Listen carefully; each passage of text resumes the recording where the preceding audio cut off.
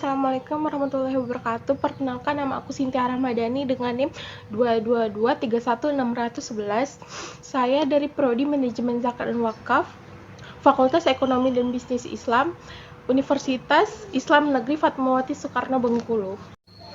Jadi aku mau mereview salah satu buku yang berjudul Ulumul Quran. Ini penulis dari Profesor Dr. Haji Amroni Derajat MAG. Bisa dilihat di sini bawahnya. Dari penulisnya kita sudah dapat ketahui bahwa penulisnya itu adalah ini tadi, Profesor Dr. Haji Amroni.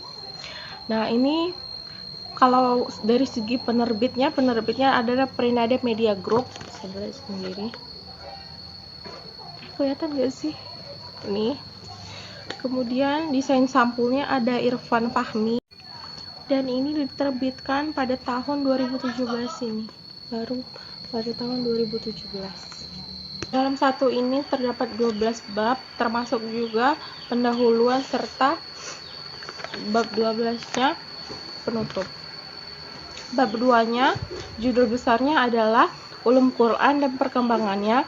Di dalamnya mencakup pengertian ulum Quran, kemudian sejarah perkembangan ulum Quran, kemudian ruang lingkup pembahasan ulum Quran, lalu cabang-cabang ulum Quran.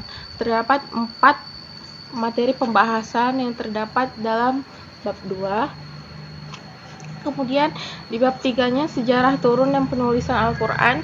Di dalamnya mencakup pengertian Al-Quran itu sendiri, lalu nama-nama lain Al-Quran, kemudian hikmah diwahyukan Al-Quran secara berangsur-angsur. Kemudian D-nya penulisan Al-Quran pada masa Nabi. Kemudian E-nya ada penulisan Al-Quran pada masa Khulafa Ar-Rasyidin. Kemudian ada pembelajaran Al-Quran setelah Khalifah Utsman bin Affan. Yang terakhir ada Ras Al-Quran. Di dalam Ras Al-Quran ada 3 materi. Yang pertama ada pengertian Ras Al-Quran. Yang kedua ada pendapat tentang Rams Al-Quran. Dan yang terakhir ada kaitan Rams Utsmani dengan qiraat. Lalu di bab 4-nya ada asbab an-nuzul. Di dalamnya mencakup pengertian dan macam-macam asbab an-nuzul, lalu ungkapan-ungkapan yang digunakan asbab an-nuzul.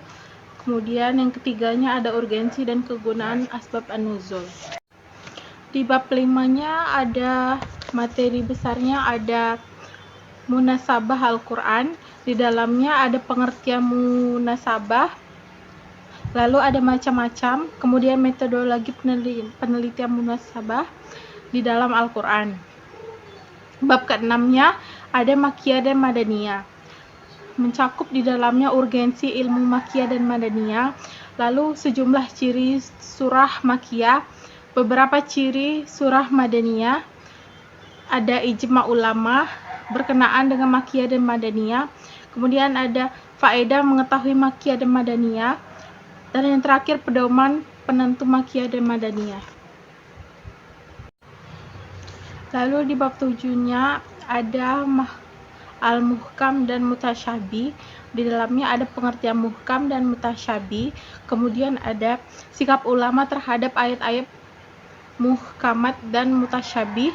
Lalu ada fawatih al-suwar, dan yang terakhir ada hikmah adanya ayat-ayat demikian. Kemudian bab 8 ada qiraat Al-Quran.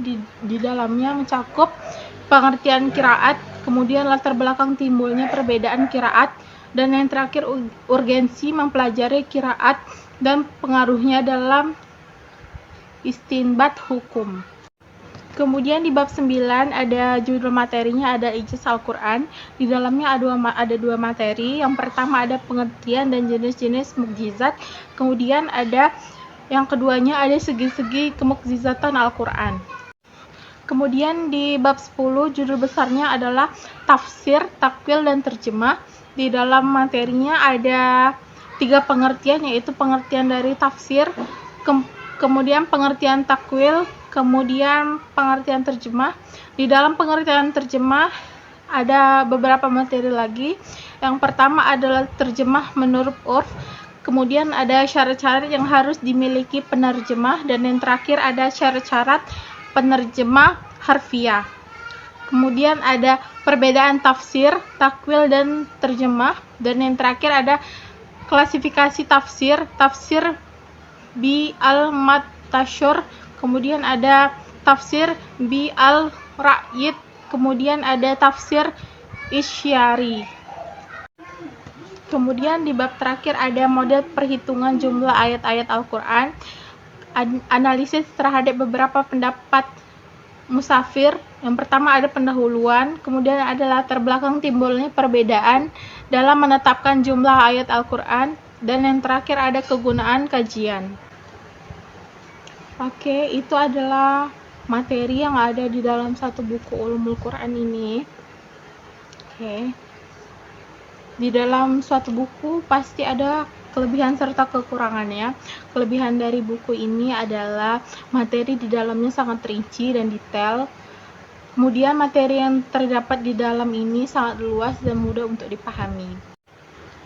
Sedangkan kekurangan dari buku ini menurut saya dari segi cover yang tipis, lalu jiltan buku yang ditempel memungkinkan untuk kertas atau halamannya cepat copot dan terpisah-pisah.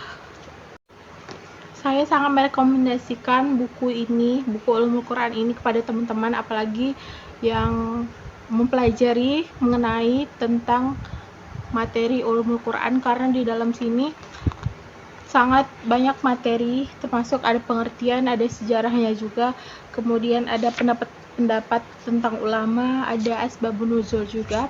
Jadi sangat worth it untuk dibeli atau dipelajari karena sangat banyak materi di dalamnya.